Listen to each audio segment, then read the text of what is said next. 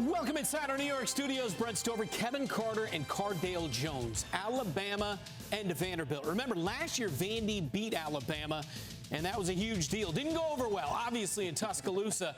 This day, Alabama was looking to avoid back-to-back losses to Vanderbilt for the first time since the mid-1950s. Diego Pavia, Ty Simpson, matching wits. Huge one in the SEC.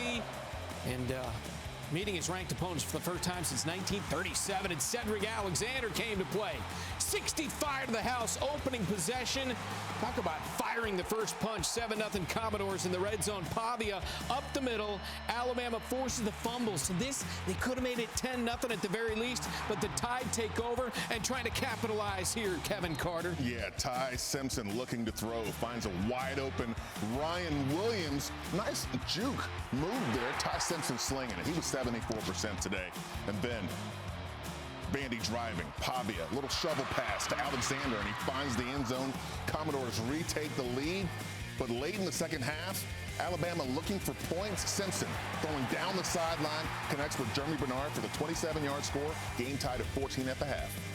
Yeah, 3rd and 9, guys, and Ty Simpson, he got a ton of time as he connects with Bernard for the huge first down, but this will lead to Alabama field goal, but they're rolling at this point. Then Pavia over the middle, but he is picked up by Keon Sabb.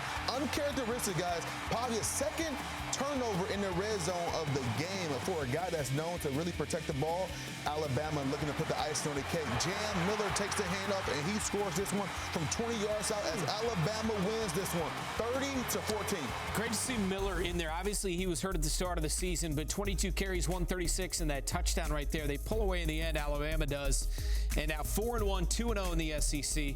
Simpson, you mentioned the great completion rate, Kevin. 23, 31, 342 touchdowns, 30-14 the final. Pavia 21-36, 198. Those two costly interceptions in a red zone that Cardale mentioned did have 58 on the ground. So the Tide are 4-1. The Commodores fall for the first time this year. Vandy still is on pace to have a remarkable season. For Kalen DeBoer, it felt like one of those early on where you're like, oh boy, you can't lose to Vandy. When you're Alabama, you can't lose to Vandy 2 years in a row.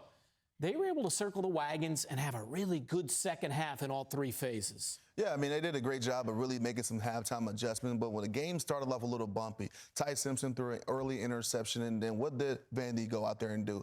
Ran the ball right down their throat for a 60-yard-plus run to the house by Alexander, and then it goes back to ask that question of you look at Alabama's Achilles heel right now is being able to stop the run. Mm-hmm. Well, really, outside of that long run by Alexander early in the game, they did a pretty good job of maintaining the Commodores up front in the rush game. But at the end of the day, Alabama did what they had to do. Now, we're not used to really talking about them in the rush game. Jam Miller had over 100 yards and put the icing on the cake by getting the ball in the end zone. This team is hitting their stride at the right time.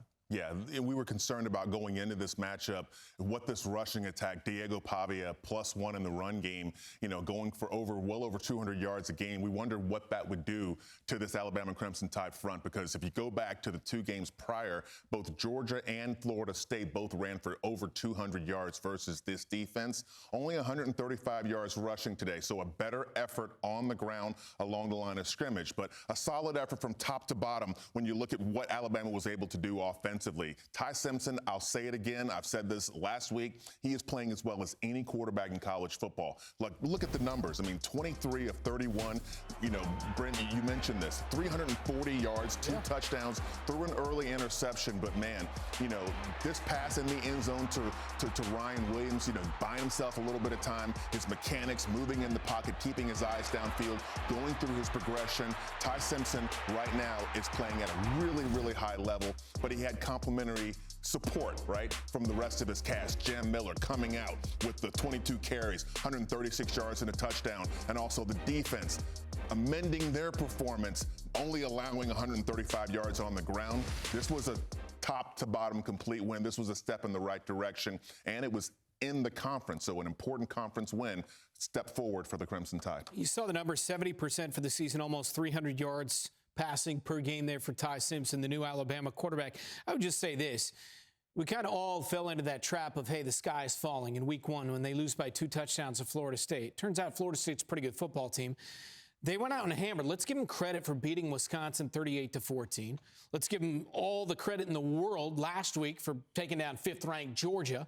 You go on the road and win that one by 3 in dramatic fashion. And now you come out, and in the second half, in a game that was tied at halftime, you outscore them 16-0 in the second half.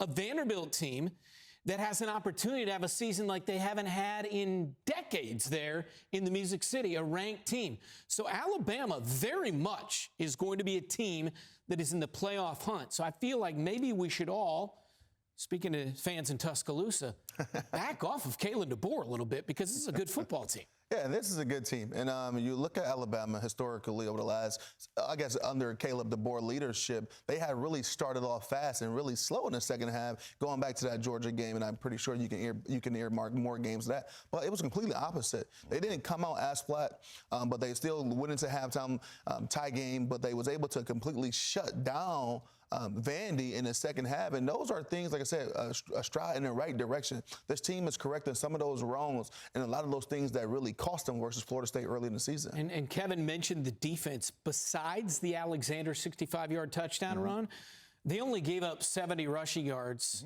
beyond that one play. Let's take a look at Alabama's schedule now the rest of the way. This is a team that is set up pretty nicely. Missouri is coming up on that schedule on October the 11th. That's next Saturday on the road in Columbia. Then you get number 15, Tennessee. Then at South Carolina, 13th ranked LSU, number 5 OU, then the non-conference matchup against Eastern Illinois, and then the rivalry game in the Iron Bowl. Alabama can do big things down the stretch, Kevin. Yeah, when you look at the schedule, look, if you're going Big Ten or SEC, you're looking at a gauntlet, right, of teams, conference play, and strange things happen in conference play because these are people that know you better than anyone else, and there's a lot of bad blood. But what I like about what Alabama's done for the last 2 weeks is they have amended their performance in a way that gives them a higher game control metric, right? Talk about controlling the run, controlling the line of scrimmage. It's one thing to outrush your opponent, but it's another thing when those numbers translate into time of possession dominance. In this game, 37 minutes to 22 minutes, less opportunities for Vanderbilt to actually score the football. These are all things, man, when you're trying to win games, especially in conference, you got to pay attention to. Yeah, the small things that kind of add up on you, especially in conference play. Like Kevin said, these are the teams that know you the best. And when you look at what they was able to limit Vandy to do, right? This wasn't the same Vandy offense or pretty much team we've seen for the first 5 weeks of the season. You got to give a lot of credit to Alabama, that defensive front, to really contain these guys and limit them to time of possession.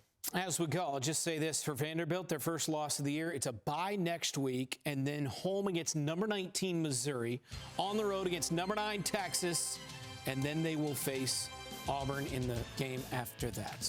That's it from Studio 44 here in the CBS Broadcast Center.